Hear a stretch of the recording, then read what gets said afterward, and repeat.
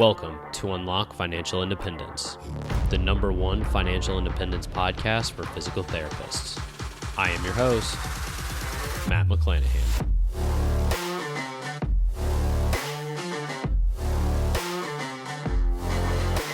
Welcome back, my financially savvy physios. I am your host, Matt McClanahan, and thank you for joining me for another episode of Unlock Financial Independence, where I help physical therapists just like you unlock your path to financial freedom while working as a physical therapist.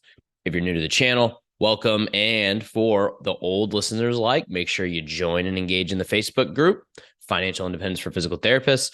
Lastly, subscribe to the once per month newsletter, which will be linked in the show notes for monthly tips on things like travel hacking, the state of student loans, listener wins, and more. On today's show, we're talking about the top 5 books related to financial independence that I think every PT should read. Without further ado, let's jump into it. All right. So book number 1. So when I was thinking about making this list, I wanted to put them in order of, I think, importance. Maybe that's just my own personal bias on this, but I think that the way I've ranked these are almost kind of like you got to walk before you can crawl, or excuse me, you got to crawl before you can walk, that kind of approach, right? So I wanted to start with the most, the easiest book to approach here. And that book is called I Will Teach You to Be Rich by Ramit Sethi. And I don't have the book. I've actually loaned it out to someone right now. I have the next one in his series called I Will Teach You to Be Rich, the journal. Don't recommend this to start out. Do think you should read the book itself. But this book is it's very approachable. It's read from the perspective of Ramit, and he is just super lighthearted, incorporates his family stories into it. It is such an easy read, very approachable book, lighthearted. But the best part is that it teaches the basics. He gives you like a step-by-step plan to get on a financial path that's very approachable, like I've mentioned, right? So he's going to give you a 30,000-foot view on finances instead of getting way down into the weeds about like, which financial, like which index fund do you need to do, like look into and all that stuff. He's really like, here's what we're going to do. We're going to set up a recurring account on your checking account, right? And then we're going to set up a transfer to have those things paid off, like all of your credit cards paid off monthly, like very, very 30,000-foot view, just setting up the structure, the infrastructure, so to speak, of your financial plan. He also touches on the psychology of the money, in our lives. So it's like a nice little intro to that. Okay. But the main takeaways is that it gets you started on a financial plan with investing involved as well. Sorry for the clearing in my throat here. I first time in 3 years, since COVID started, I got COVID. And I've been left, with a residual little cough here. So I apologize in advance. All right. On to the next one. Next one I got here is called The Simple Path to Wealth right here by J.L. Collins. So this guy is a little bit less known. He's pretty well known in the financial independence community. And he has a website that he essentially started jotting down his thoughts on investing, and then took that website and kind of compiled everything into a very easy, not as easy as Ramit's, but easier to read and digestible book. So, like I said, it's based on his own experience as an investor, but it's essentially his investment philosophy.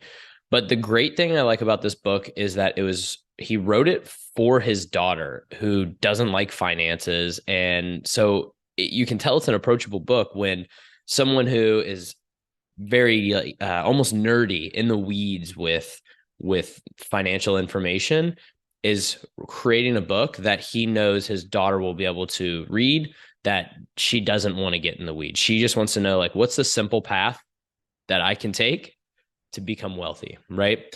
So this book is a deeper dive than Ramit's into index funds and how powerful they are.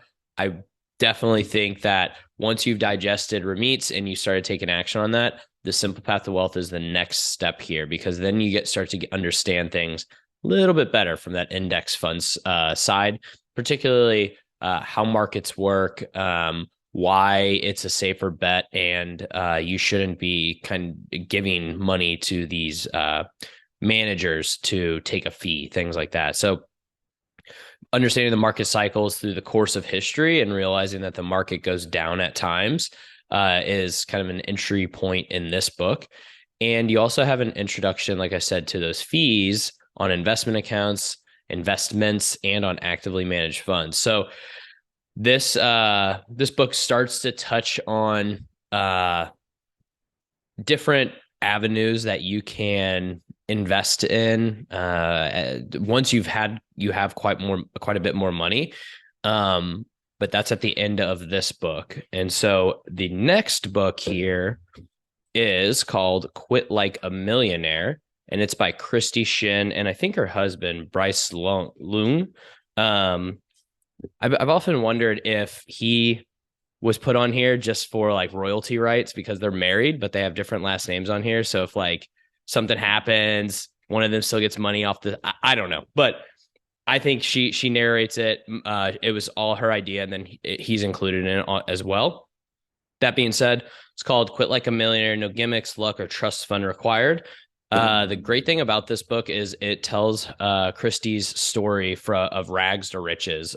She is a first-generation immigrant in America, but through the lens, she tells it through the lens of you can do it too, and here's how.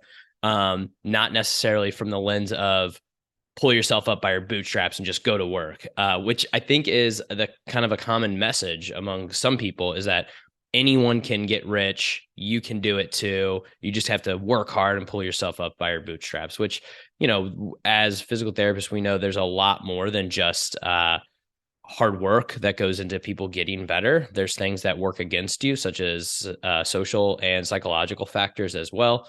So that's important to note. And I think that the way that she presents it shows that there is at least the possibility given her circumstances. So she does, I will say, live more frugally and saved more aggressively. So I think that their finances were a little bit more I think as they got down their path in their work life, they started making a little bit more money, so they could save a little bit more aggressively. That being said, I think she's still, even when they weren't making a lot of money, lived very, very frugally on a low income and just saved mercilessly. So the great thing about this book is it's how to choose investments and manage a portfolio that is extremely secure for even the worst financial downturns, given Chrissy's experience with money growing up. So what I mean by that is money growing up for her was so scarce that her money psychology is basically to make sure that it is like locked down, no chance that she will ever become poor. So, psychologically, she probably needs to work through some things in that regard. But because of that, she also has made sure that she has almost safety nets built in place for her financial path. So that is, if for anyone that resonates with, this gives you that almost 2 and 3 level of security comfort that even if the market goes down, she has other things that when the market goes down balances out her portfolio, so that she's just not having these huge fluctuations for that psychological, so that she doesn't have psychological distress during down times in the market, right? So mindset and finances is talked about in this book a little bit, and she's open about that, which I think is also great. Again, it's not just all about the numbers, it's also about that psychological aspect of what's happening with finances. And she also talks about surrounding yourself with like-minded people who support your path to financial independence. So if you're starting down this path, there's going to be some people who just want you to come out and go have a drink every single weekend, each night of the weekend, or spend lavishly on things that maybe you don't value, right? Whether that's exotic bachelorette parties or just brunch every Sunday. It doesn't matter. What matters is that you should be spending on things you enjoy that are within your budget and gives you a happy life. But it's easier to do that when you surround yourself with people who also have a similar financial thought process as you, right? If your circle of 5 closest friends all like to go partying every weekend and you're trying to save a little bit more, you can see how that sometimes causes conflict. So might have to sit down and have discussions with your friends about that. But she talks about surrounding yourself with like-minded people who support your path to financial independence, right? The great thing about this book, I don't have kids, right? But the great thing about this book is she even goes on to talk about how to have a life or how to live a life of financial independence, even if you have kids, and she gives resources on this as well. And from her perspective, it might not be as expensive as you think. She does name drop a couple different other financial independence people who have blogs on how to raise kids on, I think, in the $20,000 to $40,000 per year range, right? So there are other resources out there that she points you to start to look into that, because I know that a lot of times people think, well, I have kids. There's no way I'm going to become financially independent because it's so expensive, but there are options out there, right? Last thing on this book, she also talks about traveling and schooling kids on the road, schooling kids on the road, having your kids in school while they are traveling.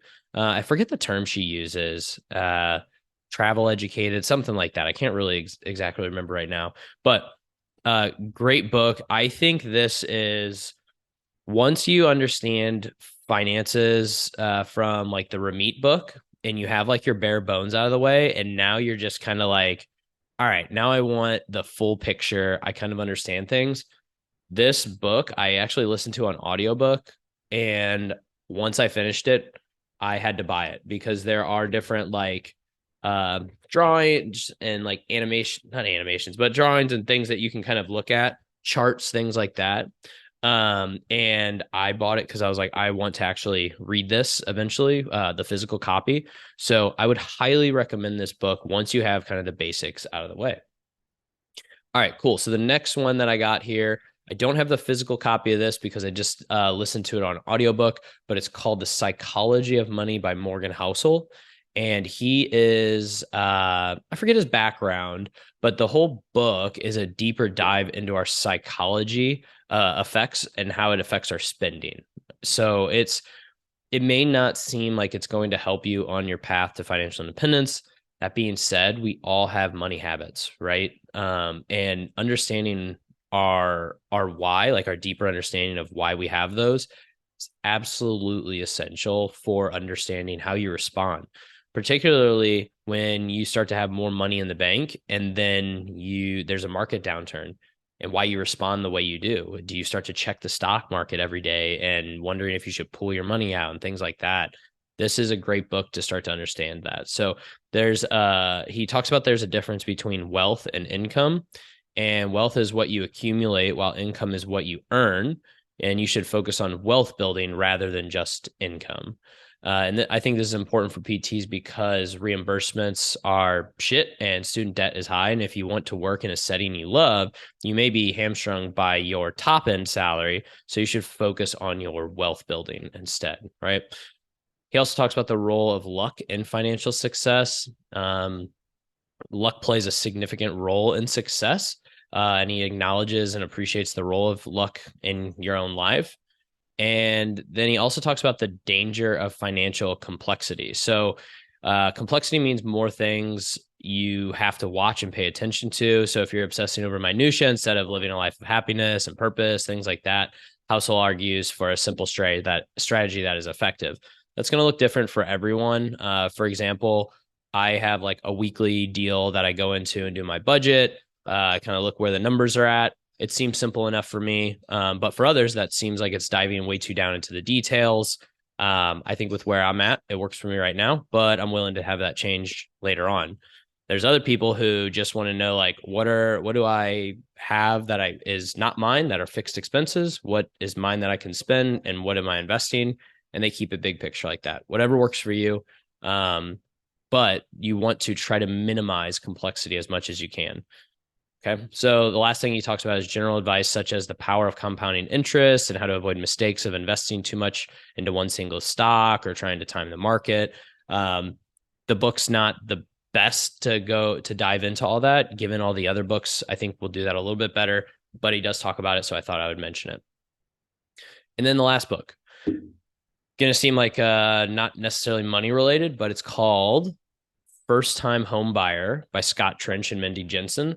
So they have a company called Bigger Pockets that I think started mostly talking about real estate market, but they bridged outward to talking more just finances in general.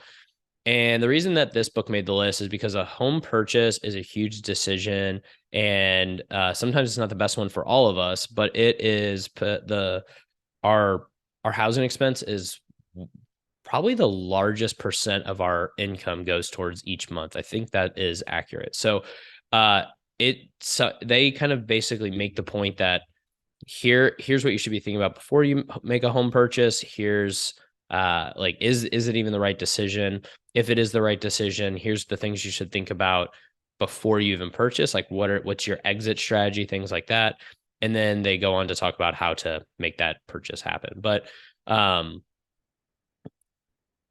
they lay out that step-by-step approach, pre-house buying things you should think about.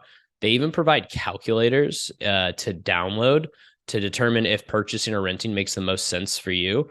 And I think that's something that people should start to think about, because if you just think, oh, well, the mortgage is a little bit less than what I make it's less than what I would pay in rent, but then you don't think about all the different fees and the down payment and all that, you're taking a huge negative loss in that first year in payments that then over time eventually becomes a better decision than renting. But early on, it might not be the best decision. And it should be something you think about. It also gives you an idea how to assess the value of the housing market to turn the home into a rental if you do move out early. So if most people, their first home is not their forever home. So you should be thinking of your exit strategy, right? If you purchase a house that is not going to be a great rental, then potentially, depending, like if you're doing a short, live there for 3 to 5 years, something like that, and then you move out and you sell it, you might be operating at a loss. If you would have looked into what the ability to rent it, or how long you should stay there so you don't take a loss beforehand, before you purchase it, then this would give you a better exit strategy, right? So definitely on your first home, know what your exit strategy is. Do you plan on renting it? Do you plan on selling it and just taking all that money and rolling it into your next house? If so, do you care if you have that loss, right? So there's a lot of factors to think about here. This book helps you think about those. They also talk about how to find the right realtor, how to finance the home, like the different avenues with that. And our 100% transparency, I have not finished this book, but because where the point I'm at with purchasing a house, they get into topics that are more pertinent to, like, if you currently own a home, and seeing as I rent right now, not looking to purchase anytime soon. I didn't finish the book, but plan to when that time comes. So those are the 5 books that I would recommend for physical therapists on their path to financial independence. Let me know your thoughts. Are there other books that I've missed, books that you have read that you think I should have included on the list, or that I didn't think about? A couple that come to mind is like Rich Dad, Poor Dad. Someone might mention to me. Haven't read that one. I can't think of any others right now, but if you guys do think of them, please let me know. I'm always open to grabbing an audiobook or the physical copy if someone has one to recommend. But that being said, last extra side tip here is get a freaking library card. If you guys don't have library cards, if you live in a major US city, almost everyone uses digital, like an app of some sort now where you don't have to go to the physical library. You can get an ebook of something, you can get an audiobook of this, and you can rent it out. Sometimes you get on a wait list. If you are like me and have my parents in St. Louis and I live here, I technically have two library cards where I will use that address. So I can look at two different libraries in the US to try to find a book a little bit easier. So definitely get a library card. It is a huge unkept secret. Side note, unrelated to reading, you can rent videos, movies, things like that through there. Some of them you can they just have like all different types of things that you can access. I know the St. Louis library that I've accessed has free learning through I can't remember the system right now, but there's videos to learn a language for free, all different kinds of stuff that the libraries have access to. Get a freaking library card, check it out. So cool. You need to have one. Okay. All right. That's all I got for today. Don't forget, join the Financial Independence for Physical Therapists Facebook group. Follow me on Instagram and YouTube at UnlockFI Rehab on all platforms to keep getting information just like this. Subscribe to the monthly newsletter. But until next time, y'all, peace.